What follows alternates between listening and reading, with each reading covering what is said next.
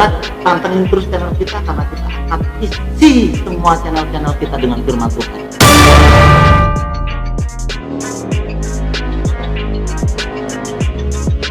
Aku mengusir setan dengan kuasa Roh Allah. Nah, yang jadi masalah ini biasanya nih umat Muslim ini suka menyamakan Roh Allah dengan Allah. Roh Allah dengan Allah. Iya, disama-samakan. Oh begitu. Padahal itu ada bedanya. Ada bedanya. Bedanya gimana? Coba saya tanya Muslim di seluruh dunia, di seluruh Indonesia. Apa bedanya Allah dengan Roh Allah? Apa bedanya? Pasti mereka nggak bisa membedakan.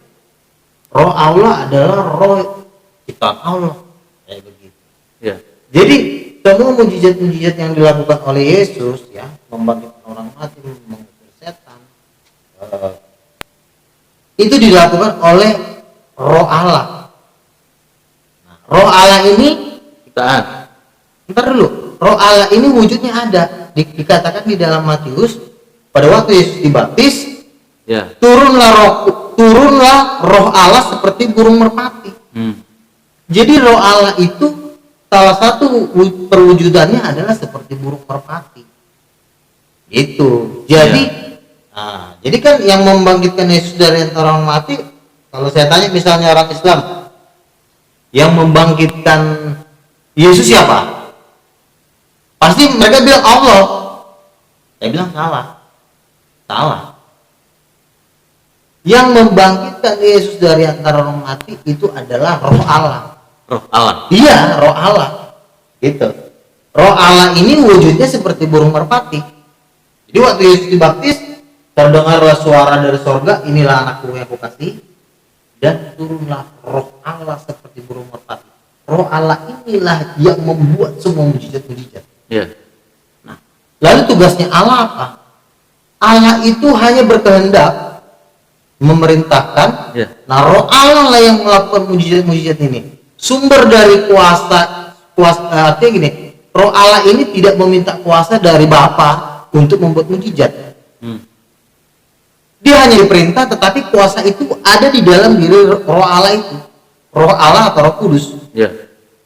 Nah, kalau Roh Allah membangkitkan Yesus dengan kuasanya sendiri, Roh Allah mengusir setan, Roh Allah yang membangkitkan Lazarus dari antara orang mati, Roh Allah juga yang membuat para nabi waktu di Simpson, di kitab Hakim-Hakim dikatakan waktu Simpson bertemu dengan singa, maka berkuasalah Roh Tuhan atas Simpson sehingga singa itu dicabik oleh Simpson.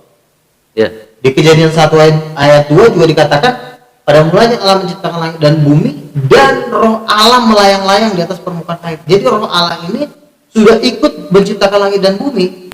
Gitu. Nah, ini sebenarnya di sini letaknya ketuhanan Yesus. Karena kuasa Yesus itu berasal dari Roh Allah. Kuasa Bapa juga dengan Roh Allah. Jadi kuasa Bapa dengan kuasa Yesus itu satu kuasa, yaitu Roh Allah. Jadi dikatakan dalam kitab Wahyu 5, anak domba itu bertanduk 7 dan bermata 7, dan itulah Roh Allah. Anak domba ini Yesus bermata 7 dan bertanduk 7. Artinya bertanduk 7 itu adalah bahwa kuasa itu adalah miliknya sendiri. Ya. Yesus kuasanya adalah Roh Allah. Kalau saya artikan lagi bahwa Roh Allah itu adalah nafasnya Bapa. Nafasnya Bapa. Nah, kalau nafasnya Bapa, kuasa Bapa, ya tentu Roh Allah itu adalah Tuhan. Nah, yang jadi masalah kan sekarang kan di dalam Islam dikatakan Roh Kudus adalah Jibril. Nah, sementara Jibril itu tidak maha hadir. Jibril tidak maha hadir. Jibril itu hanya seorang malaikat, sama seperti Bang Toto, seorang manusia, luga tampunan seorang manusia. Luga tidak bisa hadir di segala tempat dalam waktu yang sama. Luga tidak maha hadir. Misalnya kalau saya ada di saat ini di sini di Bekasi, berarti saya tidak bisa hadir di Amerika atau di Cina, nggak bisa. Karena saya tidak maha hadir. Demikian juga malaikat itu tidak maha hadir. Jibril kalau misalnya dia ada di sorga, berarti dia tidak ada di bumi. Kalau dia pas lagi ada di bumi, berarti dia tidak ada di sorga. Tapi Roh Allah itu maha hadir. Roh Allah ini bisa hadir di seluruh alam semesta, Mana-mana. iya. Buktinya Roh Kudus memenuhi Yesus, dikatakan juga Roh Kudus memenuhi Maria, dikatakan juga Roh Kudus memenuhi Yohanes Pembaptis, Roh Kudus memenuhi Elizabeth, Roh Kudus memenuhi Zakaria dalam waktu yang sama. Itu kan masih satu keluarga. Bisakah seorang malaikat Jibril bisa memenuhi Maria, bisa memenuhi Yesus, bisa memenuhi orang-orang di zaman Yesus? Tidak mungkin Jibril bisa memenuhi banyak orang, karena Jibril itu cuma satu orang, satu makhluk. Ada pertanyaan begini, Bang. Oke. Apakah beberapa orang yang tercatat di Alkitab itu yang telah dikaruniai Roh Kudus, apakah dia bisa memberi Roh Kudus kepada yang lain? Jangan. Orang yang tercatat di Alkitab gini, Roh Kudus itu cuma satu yang punya, yaitu Tuhan. Tuhan. Makanya itu Roh Tuhan. Roh Kudus ini miliknya Yesus. Yohanes 14:26. Roh Kudus turun atas namaku. Jika Roh Kudus turun atas namaku, berarti Roh Kudus itu miliknya Yesus. Ada lagi ayat yang mengatakan di kitab Yohanes juga. Setelah itu Yesus menghembusi nafas pada murid-muridnya. Karena Roh Kudus itu nafasnya Yesus, makanya dikatakan terimalah Roh Kudus. Nah, Karena nafasnya Yesus sendiri. Nah, sekarang kalau nafasnya Yesus bisa memenuhi murid-muridnya, bisa memenuhi rasulnya, bisa memenuhi 12 muridnya, berarti kan nafasnya Yesus kan bisa menghadiri semua orang yang percaya kepada dia. Berarti nafasnya Yesus maha hadir. Itulah bukti bahwa dia adalah Tuhan. Nah, yang jadi masalah begini, kenapa umat Islam getol semangat banget mengatakan Roh Kudus itu Jibril? Apalagi mereka bilang Jibril sayapnya 600. Tidak ada satu nabi pun di dunia ini yang mengatakan sayapnya Jibril 600. Jadi kalau dikatakan bahwa Roh Kudus itu Jibril, itu tidak benar, sangat tidak benar. Karena Roh Kudus itulah yang membangkitkan Yesus dari antara orang mati. Apakah kalau ditanya orang Islam, siapa yang membangkitkan Yesus dari antara orang mati? Pasti orang Islam jawabnya Allah. Tapi jawaban yang benar sebenarnya bukan Allah. Yang membangkitkan Yesus dari antara orang mati di Roma 8 dikatakan Roh Allah yang membangkitkan dia. Ya, Matius 12:28, Yesus berkata, "Aku mengusir setan dengan kuasa Roh Allah." Jadi yang membangkitkan Yesus dari antara orang mati adalah Roh Allah. Roh Allah inilah yang menunjukkan bahwa Yesus adalah Tuhan. Karena Roh Allah itu nafasnya sendiri. makanya ada istilah, ada banyak perdebatan yang mengatakan apakah Yesus membangkitkan dirinya sendiri, gitu kan? Iya, Yesus membangkitkan dirinya sendiri. Yesus membangkitkan dirinya sendiri. Itu kan sebenarnya cuma permainan kata-kata aja. Permainan kata-kata aja, Iya, ya. Permainan kata-kata. Gini loh, orang Islam ini kalian itu apa ya? Kita kalau mau belajar Tuhan itu jangan jadi pemalas. Sama seperti guru matematika. 5 tambah 5 sama dengan 10. Dibalik lagi 10 sama dengan 5 tambah 5. Itu kan cuma dibalik.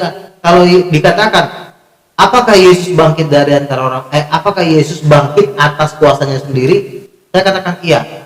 Kenapa? Ayatnya mana?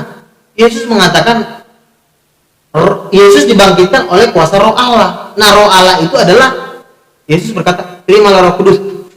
Nah, berarti Roh Allah itu adalah nafasnya Yesus sendiri. Jadi kalau dikatakan Yesus dibangkitkan oleh Roh Allah dan Roh Allah itu adalah nafasnya Yesus, secara matematikanya yaitu Yesus bangkit sendiri. Ada lagi ayat yang mengatakan, "Aku berkuasa memberikan nyawaku dan berkuasa mengambilnya kembali." Berarti kan dia punya kuasa mengambil nyawanya kembali. Nah, itu ada juga ayatnya ya. Berarti berkuasa untuk bangkit sendiri, gitu kan? Iya, betul. Jadi Yesus itu kenapa dia Tuhan? Ya. Dia bangkit dari antara orang mati. Lalu pertanyaan kan yang membangkitkan kan Allah. Nah, saya tanya kembali. Memang Allah mau membangkitkan manusia? Manusia siapa yang mau dibangkitkan oleh Tuhan? Kalau Yesus itu bukan Tuhan, Allah pun tidak mau akan membangkitkan Yesus. Contohnya Muhammad sudah meninggal. Kenapa Allah tidak mau membangkitkan Muhammad dari antara orang mati? Tiba-tiba misalnya Muhammad meninggal pada hari itu membangkitkan Muhammad dari antara orang mati. Lebih hebat lagi kalau seperti itu. Lebih hebat lagi ya sebenarnya. Coba bayangin betapa bahagianya orang Islam kalau Muhammad mati dan bangkit di hari yang ketiga dan naik ke surga dan duduk di sebelah kanan Allah. Bukankah kalian lebih naik lagi pamornya? Tapi kan yang kenyataan yang bangkit bukan Muhammad. Kenapa Muhammad tidak bangkit? Karena Muhammad manusia. Kenapa Yesus bangkit? Karena dia adalah Tuhan. Tapi kan dia yang bangkitkan Allah. Allah pun hanya mau membangkitkan Tuhan. Buktinya Allah tidak mau membangkitkan Muhammad. Musa pun tidak dibangkitkan oleh Allah. Siapa yang dibangkitkan? Enggak ada satu nabi pun di dunia ini yang Tuhan mau membangkitkan, kecuali satu peristiwa ya, Elia, karena Elia itu adalah lambang dari kekuasaan Tuhan. Itu sebenarnya lambang dari Tuhan sebenarnya. Elia bukan dibangkitkan. Elia mungkin pernah membangkitkan gitu. Iya, artinya dia tidak mati, dia langsung naik ke surga. Sama seperti Henok lah. Iya, naik ke surga, Henok. Iya, gitu kan. Tapi itu pun yang membangkitkan, yang menaikkan Elia ke surga kan Tuhan. Tuhan kan? Tapi dia kan nggak mengalami mati juga gitu kan? Iya, dia tidak mengalami mati. Kalau dia mati dan bangkit, wah itu dahsyat.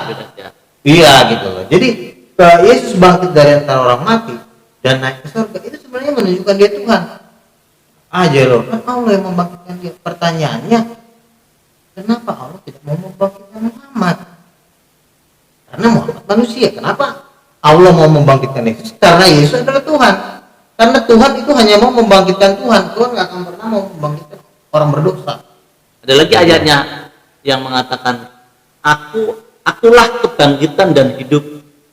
Akulah kebangkitan dan hidup. Artinya kan sebenarnya bahasa simpelnya gue bangkit sendiri. Iya. Itu bahasa gaulnya lah. Bahasa gaul. Akulah kebangkitan. Akulah kebangkitan. Yesus tidak berkata Bapakulah kebangkitan. Itu udah jelas banget itu. Akulah kebangkitan dan hidup.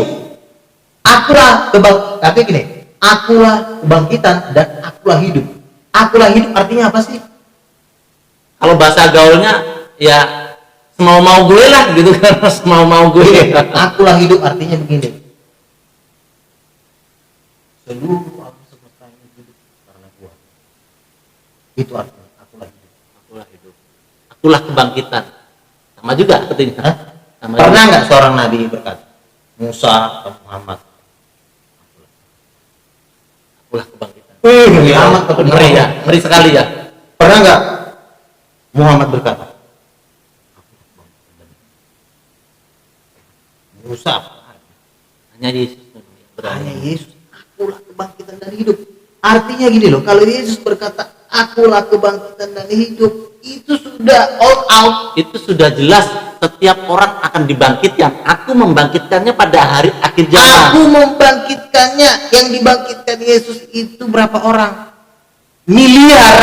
Aku membangkitkan orang di akhir zaman. Jelas sekali. Muhammad pernah nggak ngomong, wahai kamu Muslim, aku akan membangkitkan kamu di akhir zaman. Nabi-nabi tidak pernah ngomong seperti itu. Musa tidak pernah, Daud tidak pernah. Hanya Yesus. Hanya Yesus berkata, aku akan membangkitkan barang. Siapa mendengarkan suara Allah dan dia akan hidup dan dia akan bangkit. Jadi kalau Yesus berkata aku adalah kebangkitan dan hidup, artinya dia bangkit sendiri. Gitu. Menarik sekali. Saudara, ya. Saya ingin katakan dengan penuh percaya diri, dengan rasa kasih. Amin. Ketika Anda mati dan Anda sedang membayangkan bahwa Anda akan bangkit, ketahuilah bahwa hanya Yesus yang berkuasa membangkitkan Anda. Enggak, ini. Nanti pada saat Anda mati, nanti Anda akan dibangkitkan lagi. Iya. Tapi dibangkitkannya mana dulu? Yesus berkata, ada yang dibangkitkan untuk beroleh hidup yang kekal, tapi ada juga yang dibangkitkan untuk siksa yang kekal. Nah, jadi jelas ayatnya juga. Kalau ingin dibangkitkan, yang jelas-jelas bisa membangkitkan Tuhan Yesus. Karena dia bangkit dari antara orang mati. Iya. Nah kalau dia kagak bangkit, nggak mungkin lu bangkit. Karena siapa yang mau bangkitin kamu? Tapi kan yang mau bangkitkan siapa? Katakan Allah. Lah justru Yesus itulah bangkit dari antara orang mati karena dia adalah Allah itu. Dan Tuhan Yesus tidak cuma omong doang ya, tidak cuma omdo, dia buktikan dengan membangkitkan Lazarus.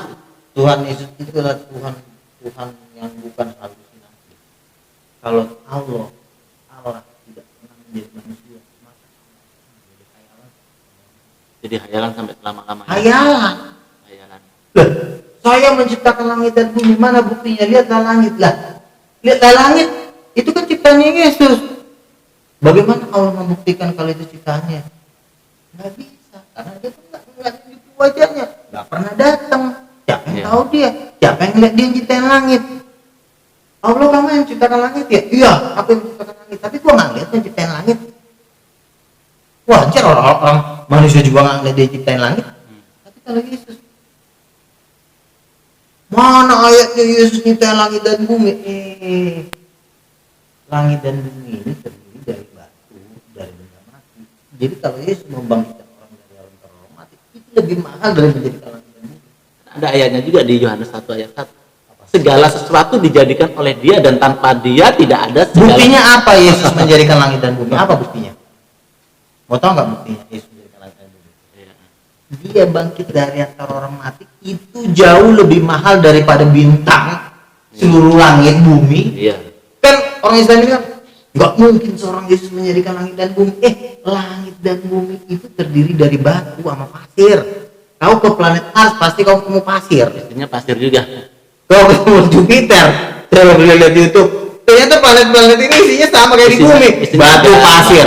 Sekarang saya mau tanya, Lebih berharga mana? batu, pasir lebih mahal mana sama manusia? Sama nyawa manusia ya Jadi jauh. jangan lo bilang langit dan bumi. Tuh ya Tuhan Yesus menciptakan Membangkitkan membangkit Lazarus. Lazarus itu lebih mahal dari menjadikan Langit dan bumi. seluruh galaksi yang ada di alam semesta ini. Benar sekali. Sekarang saya mau tanya, kan Salaman dulu deh. Salaman dulu dah. kan Tuhan Yesus bilang, ya, apa gunanya seseorang memiliki seisi dunia ini? Kalau kehilangan nyawanya. Artinya nyawa itu lebih mahal dari bintang, galaksi, Antares, semua bintang yang ada di langit sana. Universe. Hidup itu lebih mahal daripada bintang, karena bintang itu terdiri dari batu-batu. Cek, kalau meteor jatuh, lihat pasti jadi batu. Masa batu lebih mahal dari elo? Benar sekali. Hah? Benar sekali. Kebangkitan Lazarus jauh lebih mahal dari penciptaan alam semesta. Daripada bintang. Iya. Jadi kalau bilang ada buktinya Yesus menjadikan langit dan bumi, ya ampun nih orang. Si Lazarus nggak lo lihat itu udah busuk. Ada begini dia. Lazarus bangkit. 4 hari ya? 4 hari dia kan? Kalau kata Sudah adik- berbau itu. Kalau kata adik saya si Renata dibilang begini, Pak Luga, untunglah Yesus memanggil nama Lazarus.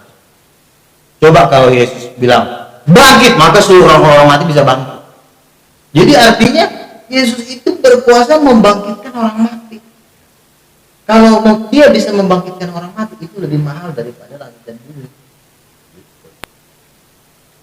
Luar biasa. Jadi Luar biasa. Jadi mulai hari ini nggak usah ditanyakan lagi mana ayatnya Yesus menjadikan langit dan bumi. Nggak perlu ditanyakan. Nggak penting juga ya. Bintang ini lebih mahal daripada bintang. Ini kan rupa dan gambar Allah. Ini rupa gambar Allah gitu kan. Iya kan? Jadi yang bahaslah yang kelihatan ini. Luga, Noto, semua yang ada kita Semua manusia penonton. ini, manusia ini lebih mahal daripada langit dan bumi. Iya. Langit dan bumi itu ibarat kata itu rumah. Rumah sama orang yang menghuni lebih mahal ya. Lebih mahal penghuninya dong. Nah udah, jadi nggak usah mulai hari ini jangan tanya lagi mana ayat Yesus menciptakan langit dan bumi. Lazarus sudah dibangkitkan, Yesus sudah naik ke sorga. Itu udah lebih dari menciptakan langit dan bumi. Jadi mulai hari ini nggak usah pusing masalah langit dan bumi. Iya, iya. Saudara. Aku juga dapat hikmatnya masih baru-baru ini. Makanya, oh iya bener juga ya, ternyata langit dan bumi terdiri dari besi, batu, pasir, mineral. Iya ya. Kenapa harus dipusingin? Tapi dipusingin gitu kan. Langit dan bumi. Manusia ini kalau di siapa tuh ya? Teman saya bilang katanya apa tuh urat manusia ini kalau di zoom, jadi zoom. satu itu katanya bisa mengelilingi bumi saking panjangnya gitu loh. Artinya keberadaan manusia itu sangat mahal gitu loh. Jadi nggak usah tanya langit dan bumi, nggak perlu. Tuhan memberikan kita hidup, Tuhan memberikan kita makan, itu sudah lebih dari segala Makanya Yesus saya bilang itu sangat Tuhan banget, terlalu Tuhan. Terlalu Tuhan. Dan nggak tahu lagi deh. Tidak bisa dibayangkan. Saudara? Tapi saya percayalah bangsa Indonesia ini ya, Ya. dari presiden sampai RT RW, saya percaya nggak lama lagi kalian akan datang kepada Yesus. Saya percaya. Ini sudah Haleluya. waktunya, sudah sangat singkat waktunya. Sudah sangat singkat waktunya, saudara. Kalian akan menyembah Tuhan Yesus. Yesus berkata, jadikanlah semua bangsa murid. Kalian yang dengar, cepat-cepatlah kalian jadi murid Yesus, supaya digenapi ucapan Yesus, jadikanlah semua bangsa murid. Jadilah murid Yesus. Murid Yesus adalah yang percaya kepada ajaran Yesus. Apa itu ajaran Yesus? Itulah yang kita bahas sekarang. Itulah ajaran Yesus. Menarik. Luar biasa. Saudara, hari ini saya terpukau dan Bang Luga juga mendapatkan hikmat-hikmat baru yang luar biasa, bahwa memang saudara, kebangkitan Tuhan Yesus katakan akulah kebangkitan, dan dia buktikan membangkitkan Lazarus. Suatu saat Tuhan Yesus juga akan membangkitkan Anda, membangkitkan saya, membangkitkan Bang Luga. Dan kebangkitan ini jauh lebih berharga dari seisi dunia. Karena dunia tadi kita bahas, dunia isinya cuma pasir, mineral, air, gas, hidrogen, helium, segala macam. Bahkan planet Mars sekarang isinya itu pasir merah. Ya, ada air. Beku, es beku, air beku ada. Air beku ada. Ngapain kita begitu? Sumatera juga kita ngapal situ kan. Jadi itu Mars loh, planet-planet loh. Jadi jangan engkau pusing. Yesus mana? Mau nggak mungkin Yesus menciptakan langit dan bumi. Aduh, terlalu kecil buat Yesus menjadikan langit dan bumi. Nah, Lazarus dibangkitkan. Lebih susah bangkitin Lazarus daripada menjadikan langit dan bumi. Lebih berharga setiap pribadi manusia daripada langit dan bumi. Karena manusia ini diciptakan menurut kepada gambar Allah. Kalau planet itu kan cuma bulat, itu bukan gambar Allah. Gambar dan Masa batu gambar Allah? Planet itu kan batu, pasir, seng, kaleng-kaleng, ya kan? Kaleng-kaleng. Masa lo bandingin dengan manusia? Nah, kita manusia inilah yang gambar Allah ini dibangkitkan Yesus, Tuhan udah selesai. Gitu. Kan kadang-kadang kita bertipu, betapa luasnya langit, apakah Yesus sanggup menjadikan langit dan bumi ini? Gak mungkin, Yesus kan hanya manusia kecil. Yesus memang kalau dibanding alam semesta ini memang kecil, tapi jangan salah, hidup itu jauh lebih mahal daripada, sebab alam semesta ini adalah benda mati. Buat Alam apa? semesta ini benda mati. Ada yang tadi kan yang udah kita ingatkan, apa Bang Luga ingatkan, buat apa manusia mendapatkan harta seluruh dunia jika kehilangan nyawanya? Berarti nyawa itu lebih mahal dari bumi, bumi, alam semesta. Sampai hidup punya nyawa, kalau sampai nggak ada ya bumi juga nggak ada, kan logikanya begitu. Kalau saya nggak ada ya Mau nggak masuk surga?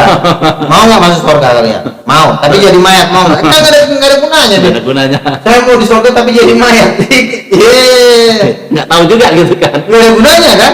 Kalau mati nggak tahu surga, nggak tahu neraka, nggak tahu juga alam semesta, nggak tahu dia kan. Makanya Yesus berkata, hidup itu lebih penting daripada pakaian. Iya. Pakaian itu apa? Bumi ini bisa dikatakan pakaian. Iya. Karena kita tinggal di sini. Bintang dan langit ini pakaian rumah. Ya kan? Iya. Kan ada langit. Langit sebagai atap rumahku. Berarti kan langit itu kan pakaian rumah. Hanya rumah. Yang paling penting mahal kita adalah roh. roh kita. Roh itu yang Roh mahal. kita, roh Bang Luga dan roh Begitu. penonton sekalian. Ya, kalian Itu tuh jauh mahal. lebih Jangan berharga. merasa diri lebih mahal daripada langit. Jangan. Luar biasa. Ini hari ini sangat luar biasa sekali hikmat yang diberikan Tuhan kepada kita semua, saudara. Itu baru saya dapatkan. waktu beberapa malam saya ngomong sama Robert. Iya ya Bet, ya saya bilang. Tiba-tiba gue dapatnya buat apa? Ternyata langit alam semesta ini terdiri dari batu sama pasir. Emang iya, bintang itu kan kalau dicek batu-batuannya itu kan, Iya. pasir segala macam. Gas helium. Nah kita, roh yang menghidupkan, roh yang kekal. Langit dan bumi itu bisa berlalu, tapi Yesus berkata, langit dan bumi akan berlalu, Tetapi perkataanku perkataanku tidak akan berlalu. Makanya di Ibrani 1 ayat 3 dikatakan, firman-Nya menopang segala alam semesta dengan firman yang penuh kuasa. luar biasa. Ya Yesus Tuhan dahsyat. Sudah terlalu Tuhan. Aduh, nggak tahu lagi ya. Saudara, Saudara, luar biasa, ini sudah hampir 30 menit berlalu, tidak terasa sekali kalau membahas tentang Tuhan Yesus, tidak ada habisnya dan selalu berapi-api untuk membahasnya, saudara. Terima kasih Bang Lugan pada kesempatan saat hari ini tentang Roh Allah, dan kita akan sambung di episode berikutnya dengan tema-tema yang variatif, saudara. Tetap pantengin terus channel kita dan tetap setia. Dalam nama Yesus. Tuhan memberkati. Salam. God bless you. Haleluya. Haleluya.